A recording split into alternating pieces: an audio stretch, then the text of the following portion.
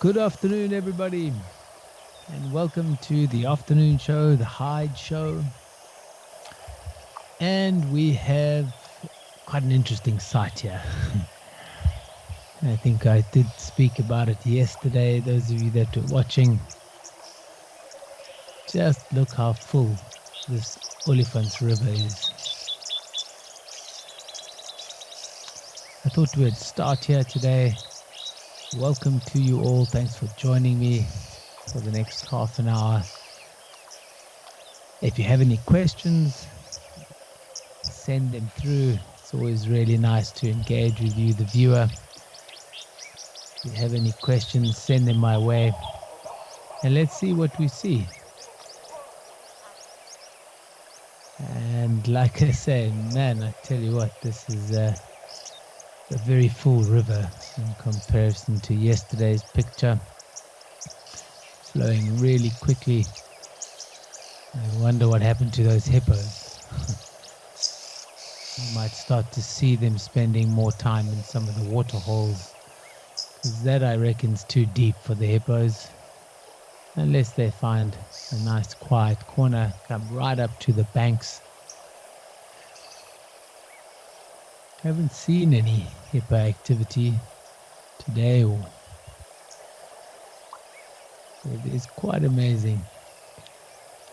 A lot of this rain, or the catchment area for the Olifants River, actually comes from not too far around the Johannesburg area, and they've been having lots of rain for the last 2 weeks, and this is the result. We do still have a bit of an island there, but wow, that is a very full river. And I suspect it's going to keep filling up. They're actually still having rains in those parts. Let's hope there are not too many lodges right on the banks. It's not unusual for some of the rivers in these parts to really burst their banks and cause a, relatively speaking, large amount of devastation. You can still hear the baboons.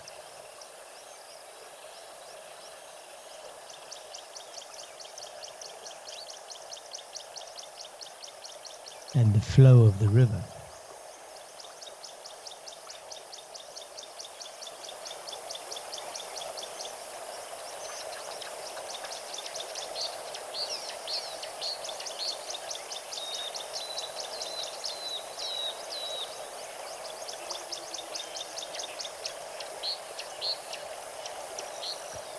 I'm just going to keep scanning here just in case there's something to see. Wow, even that part of the river is full.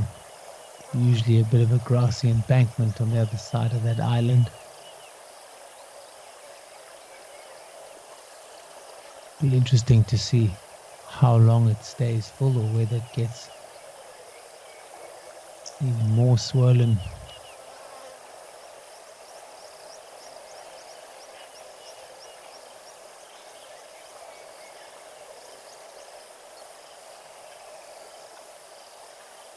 There looks like a hippo or something in there. You see that?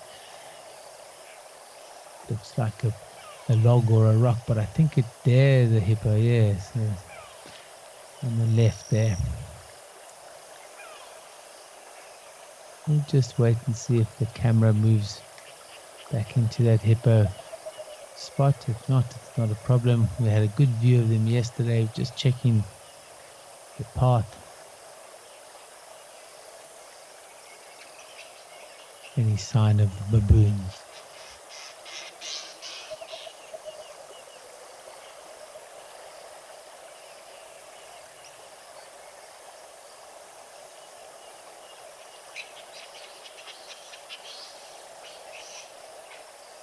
You can certainly hear them in the background.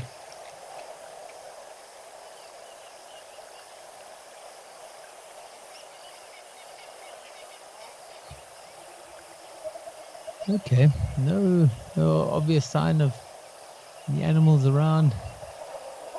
We'll keep an eye on the cam as usual.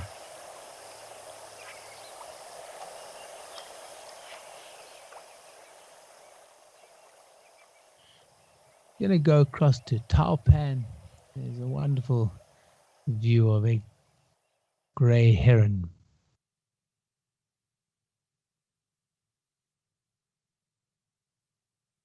Just sitting on a log, enjoying some of the last bit of the afternoon sunlight. Just had a little look as though it was maybe going to go for something there. Maybe a fish popped up and saw the heron and quickly went back.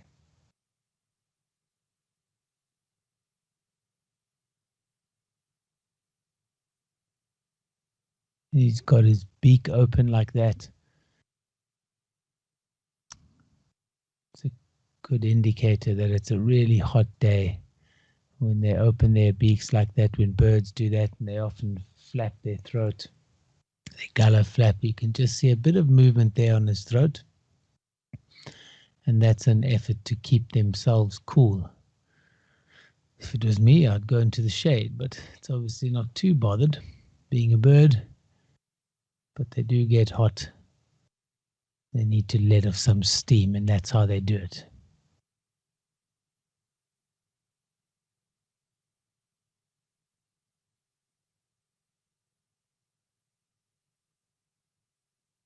Let's see if the camera pans around. Not sure exactly what happened with that lioness from yesterday, but I think she got joined by at least one more.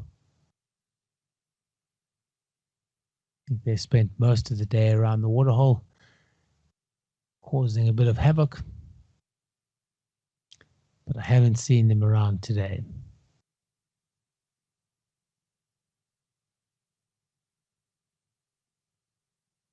Be interesting to see as the camera starts to pan if there's any impalas or wildebeest or any wildlife.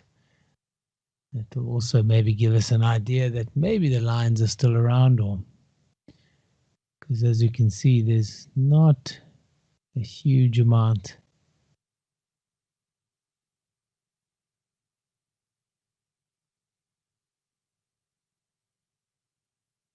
Not sure what that is next to that bush. There's one impala. In fact, I think that lioness was resting in the shade under that tree to the left and behind that impala. This looks like a male with 1.5 horns. It seems to have lost its, or half of its left horn, and that'll come from fighting. Like we've often seen, they have calm sparring matches throughout the year. But in May and June, there's a definite rut. You see the males running around like crazy, trying to herd female, chase off other males, grunting, causing a fair amount of commotion. And if it finds a competitor that's looking for a serious fight, they can get just that. I've seen them actually kill each other, not on many occasions, but can happen. But certainly breaking of horns is a, relatively speaking, common result of a big fight. Oh, the wildebeest running through, chasing that impala a bit. The impala seems to be chewing on a fairly large, I don't know if it's a piece of papyrus or a stick. Seems to be enjoying it, whatever it is.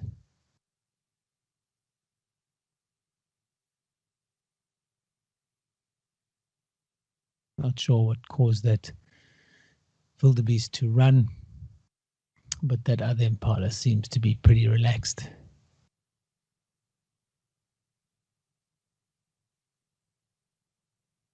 I just want to go across to Rosie's, and here we see some wonderful red-billed quellias. They're often flying off in flocks. You don't get to see them that clearly. And here's a wonderful view. Let's listen to them while we watch them. They might come down and bark.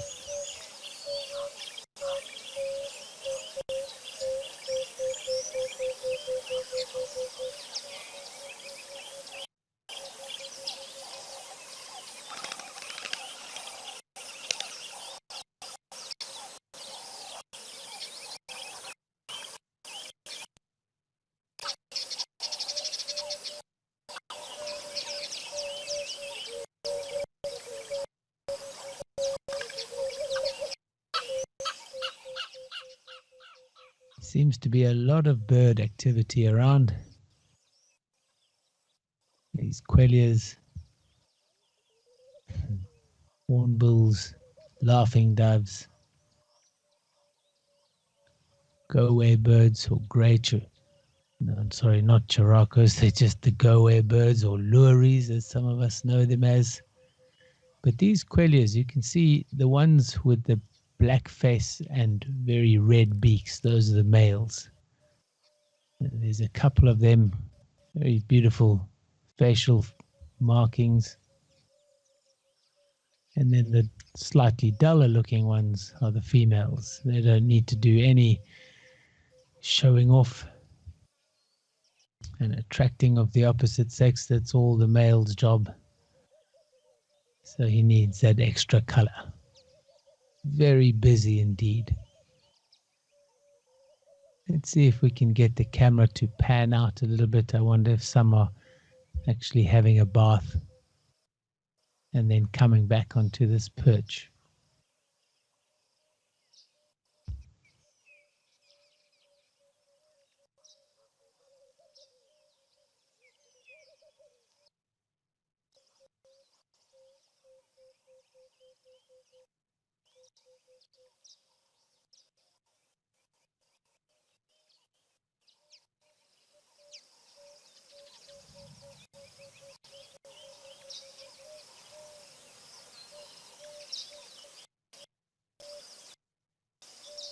There's a fork-tailed drongo at the bottom of the screen there, that blackbird.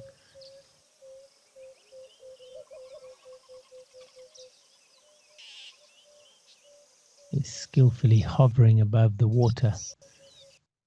Might be having a drink, but also that's where they'll sit like that and grab insects out the sky. Really skillful little bird.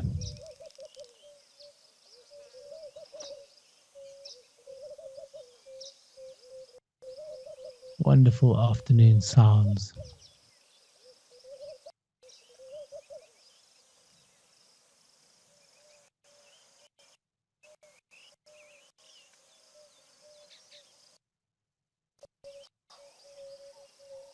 Let's see if the camera goes across to the water. There we go. We've got the white-faced whistling ducks in the foreground.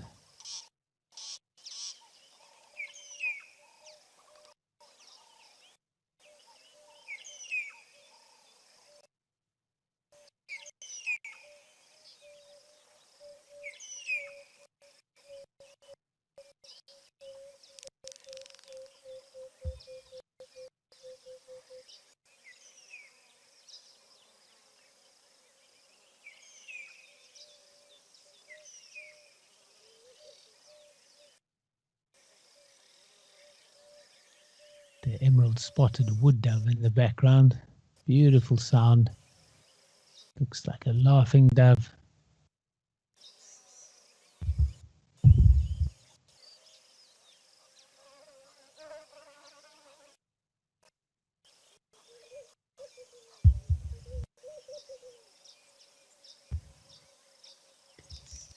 Just relaxing, picking up seeds amongst the rocks. It's always quite fascinating to think of their eyesight and how they can pick out the smallest of grass seeds in the sand. Really skillful. There was also quite an interesting bird calling earlier. It's the magpie shrike or the long-tailed shrike. Every now and then we get views of them, but they're quite a beautiful bird, long black tail.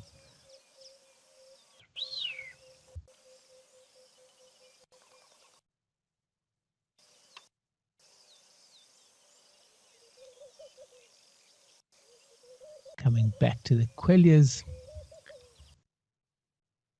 Lovely afternoon for the birds.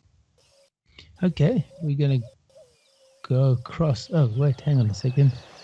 Okay, now we'll go back there. I don't know if that was a magpie shrike that just came to the water there. But that's okay. We've come across to Tembe, where there was also a bit of lion activity yesterday or last night. These impalas don't seem to be too bothered. But I've got quite a nice clip I'd like to share with you. just after we've had a look around here. Just want to see if there's anything else around.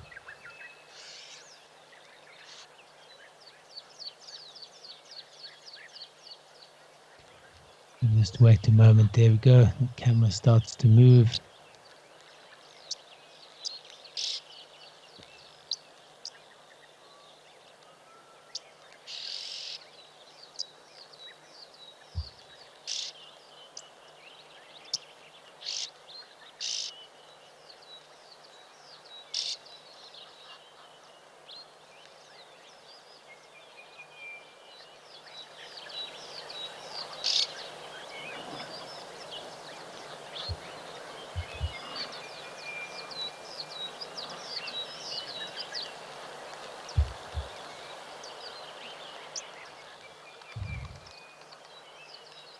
It's just the impalas and a woolly-necked stork.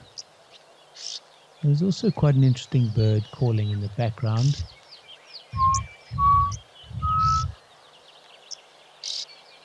And it's a black cuckoo. Haven't heard one of those for a while.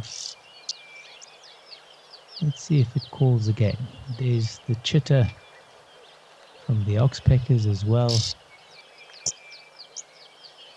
The orange-breasted bushshrike.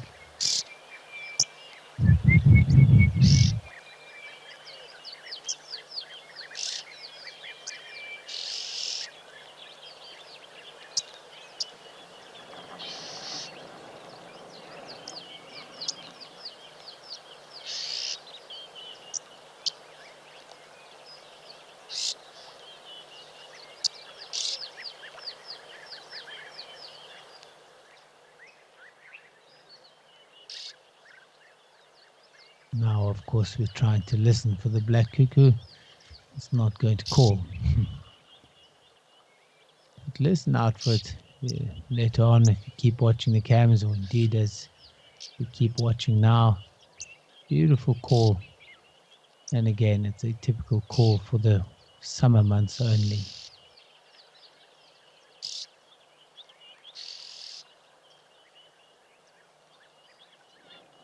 So here's a clip I'd like to share with you of a lioness in full hunting mode at Tembe.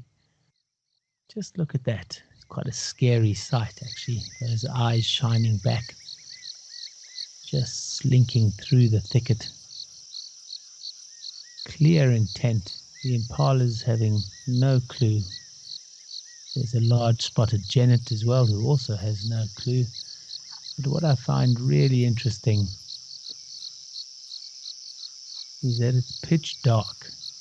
Typically when you see predators hunting during the day, which they do, but they do a lot more sneaking and covering up. The antelope's eyesight is obviously much better during the day, but now at night the predator definitely has the upper hand. The bush is obviously quite thick, but it won't be long before we see her come into that gap, that lioness. She comes into that gap to the right of the screen now.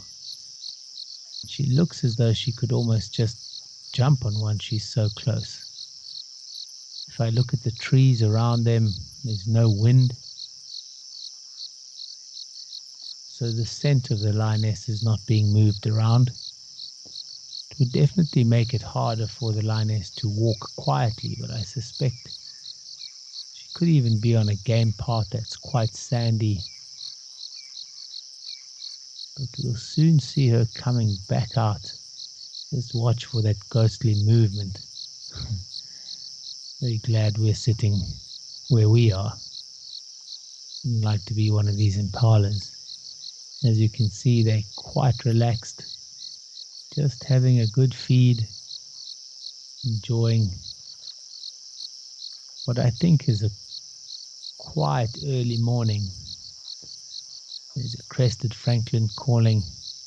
There are the eyes of the lioness. Just look at that.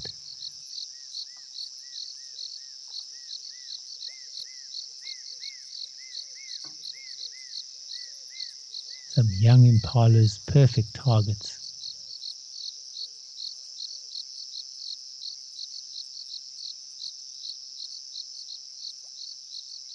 Now, if that was during the day, the impalas would definitely see her. It's quite an exposed area.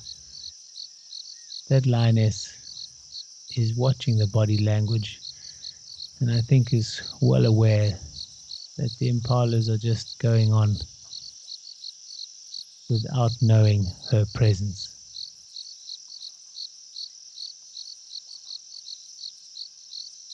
The lioness is just trying to weigh up the best opportunity. Ideally, these impalas would need to walk into that thicket. She's definitely got a very keen eye on one of those babies. Always an easier target.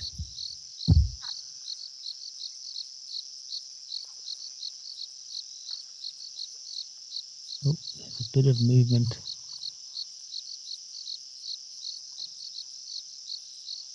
There's one impala on the far right at the back that hasn't taken her eyes off that thicket. I think she has an idea there could be a problem, but she hasn't sounded the alarm yet. What an incredible sighting. You'd never be able to see this any other way other than infrared lighting abilities, and a completely unintrusive camera.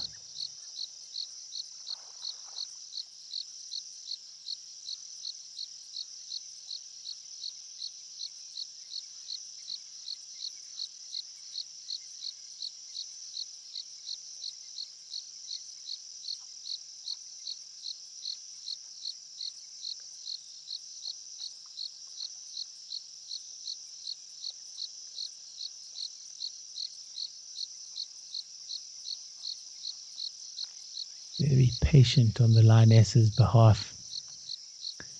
She really is just waiting for a good opportunity. From this angle, it looks like she's really close, but I suspect she knows that that distance that needs to be covered is a little bit too far away.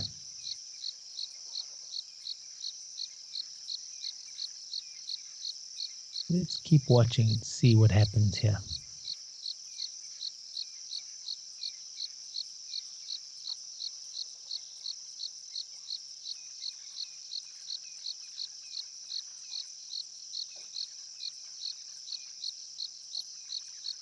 You can hear the crested francolin in the background.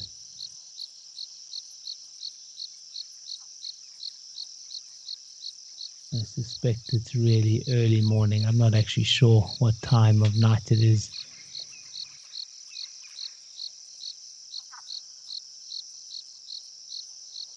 Some of the impalas even lying down to digest, to chew the cud.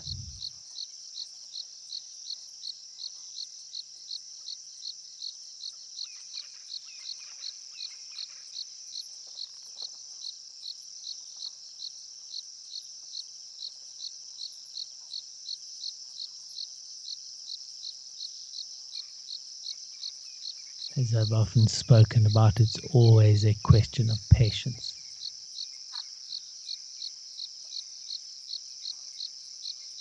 Which I think a lot of people don't have.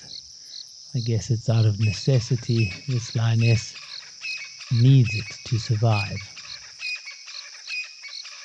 Needs to wait for that perfect opportunity. If there's any change in the weather conditions, if the wind picks up, if there's a bit of a breeze that suddenly takes her scent to the impala, that'll be that chance gone. If she starts too soon, the impalas will scatter an alarm, letting everybody else know of the predator's presence.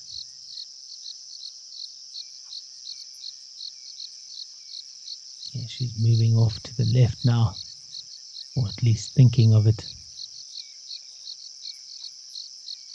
And that one impala on the right has not taken her eyes off that direction. I do think she knows there's something up.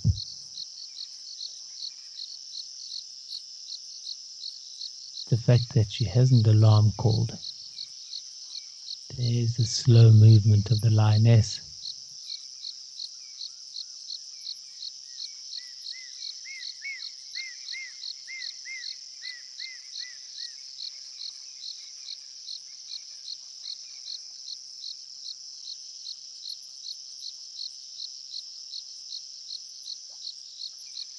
The lioness slinking off to the left. Oh, the impalas have heard something. See that sudden lift of heads? Now listen out for the alarm.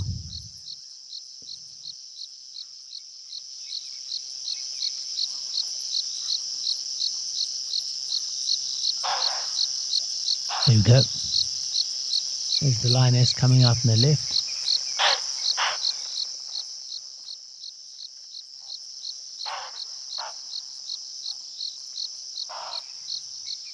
Ooh. 1 to the impalas, 0 to lioness. But so fascinating to see. It's something I've never seen before, and it's just because of the setup we have here that we really get to see some true animal behavior. Just incredible, waiting for an opportunity, and in the end I think the patience got the better of her. Then again, she's not looking in bad condition at all, and will definitely have another chance. Lions have a pretty poor success rate. In some study cases, only a 20% success rate when it comes to hunting.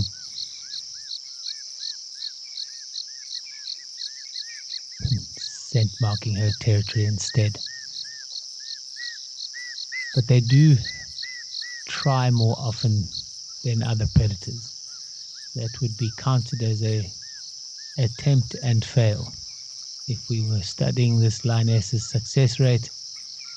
But you might find that she has a little break and then moves off to hunt again. As we saw there, she didn't spend very much energy at all. Whereas a cheetah, on the other hand, when it decides to go, it gives it 150% commitment. But therefore, if it misses, it can't just try again. Typically, they'll hunt once a day. They need lots of time to recover after burning up an incredible amount of energy. Whereas this lioness is quite happy to have a drink, maybe a little lie down and wait for another opportunity. But truly incredible to see that.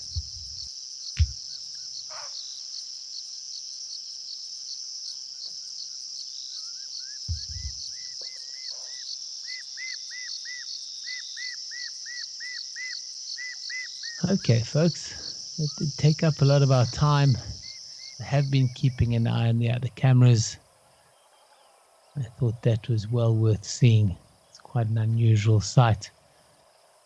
I'm going to finish off the show where we started. Just look at those beautiful clouds in the background. The fully swollen Olifants River. Quite a spectacular sight indeed. Thank you so much for joining me for this afternoon show. As always, keep watching the cameras, keep taking those snapshots, and I look forward to catching up with you tomorrow morning. Have a great day further, folks. We'll catch up with you tomorrow.